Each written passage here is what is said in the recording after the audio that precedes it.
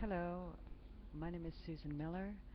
I'm an ESL teacher and have been for the past 22 years. I've worked in Central America, the Caribbean, Europe, and North Africa. I'm currently living and working in Saint Louis, Senegal. Uh, Question number one. I feel that regulations are very important. Obviously, they were there for a reason and thought out by the one or several people. And although I may ask the reasons why there is such a rule, um, I feel that they are there to be followed for either discipline or security reasons. I feel there would be only one exception where if the the rule came in conflict to what it was meant to help. For example, I can say the no eating in the classroom is a very good rule. However, if the students hadn't had enough nutrition for the daily lesson and weren't able to concentrate, um, I can see how that rule might not benefit the desired goal. Question number two. Transferring from one campus to another, or one school to another, would be not a problem for me. I feel that I would be interested in the job for several reasons, but one of which to feel useful. And if the administration felt that I was useful in one place rather than another, it's not a problem to, you know, to travel to a new country is the bigger challenge. To travel from one campus to another is not really a major concern. I'd like to work in Ethiopia. Question number three. I'd like to work in Ethiopia. I don't mean to sound flippant, but basically I've never been there before. I have two rules in my travels for the past several decades, and that is to go to countries I've never been and to not return to countries that I have been to. So I have an interest in Ethiopia, and I have had for a while. Um, I'm be very eager to work and learn about the culture there. Um, I can't say it's any more than an urge to know another place and to see uh, how the educational system works in yet another culture for me. Question number four. Well, one never knows the challenges one receives in a country until one's there. I imagine, uh, like Senegal, there are shortages of water, electricity, um,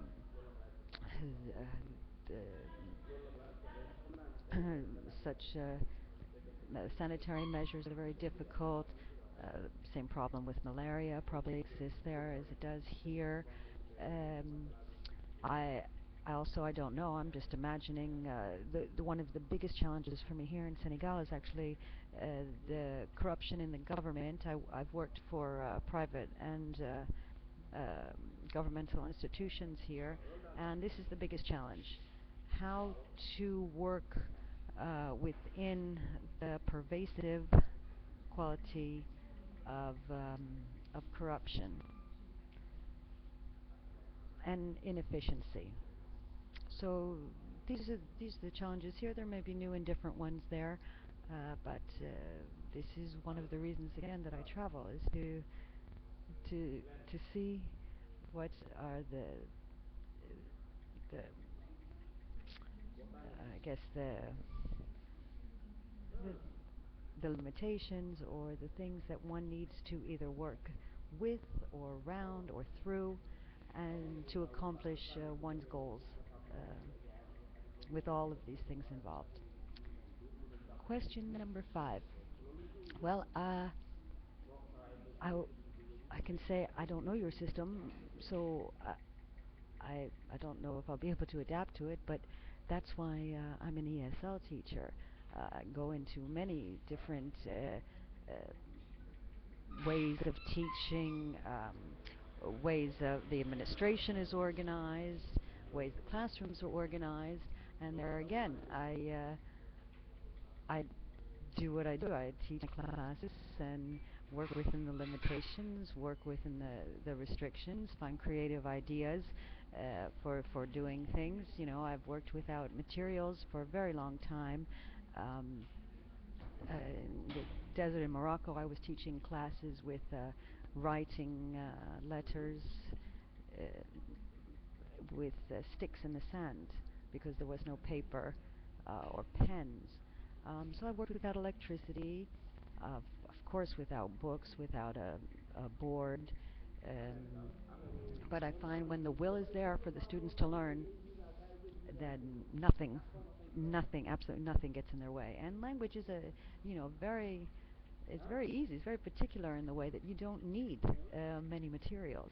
It's unlike teaching geography, for example, where you need visual materials to help transmit the information.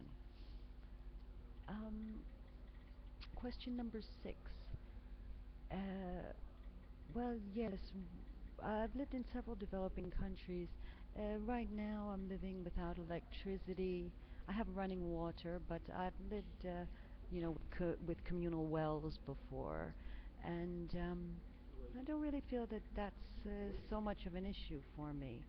Um, I've lived in places where there are kind of dangerous animals, snakes, scorpions, things like this, when I don't like it, but as long as one takes precautions, it's not such a big issue for me. Even access to health care. I'm extremely healthy. I haven't needed or been to a doctor in the past, I'd say, 15 years or so. Um, my system is very adaptable. I've lived outside the States now, as I said, for the past couple of decades. So I'm very comfortable with living in most types of situations. Question number 7. Uh, Deadlines, I feel, are extremely important. In order to have any progress made, or to have some kind of regularity and structure, I feel that from both the administrative end and from the teachers' end and the students' end, the deadlines are very important. And I will say, however, um, when one must be flexible. And this I've learned from working with the government here. Deadlines are requested, um, and and not met for one reason or another. So one can't like give it up or feel defeated if other people or other institutions don't meet the deadlines. Uh, this has been one of my learning one of the things that I've learned the most here is that different cultures operate in different ways, and where if an institution has deadlines and meets them, follows them, and requires them, that's one thing, and that's great. But if you depend on other institutions outside the institution you're working for, especially government institutions, to be very regular and meet their deadlines, this doesn't always happen, and one must not feel defeated uh, if this occurs frequently. Question number 8. Homesickness. Well, like I said, I haven't lived in the States for 22 years. I think sometimes about the last country that I've lived in, but like I said, I don't have a desire to go back to it. So I don't really have a home. So homesickness, I would have to say, of all the things involved, is certainly not a concern for me. Question number 9. The way, up until now, the way that I have lived my life is to change my country every 1 or 2 years. Um, uh, Now, this is without having contracts, because usually I look for work once I've entered a country, and I've always lived 1 or 2 years. It's how I travel. I like to get involved in the community and see the culture over a long period of time. So this is my general way of living. Now, even and now with a contract, I would of course, I would have the obligation. I would of course stay for that amount of time.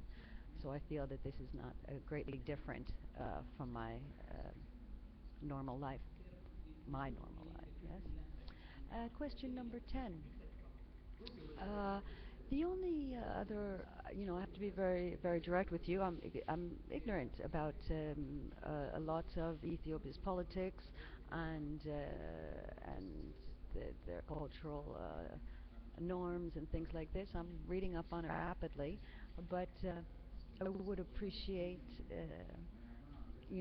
I've received letters from Mr. Bogdanov that have said that life there is very difficult, and I assume it really, it is.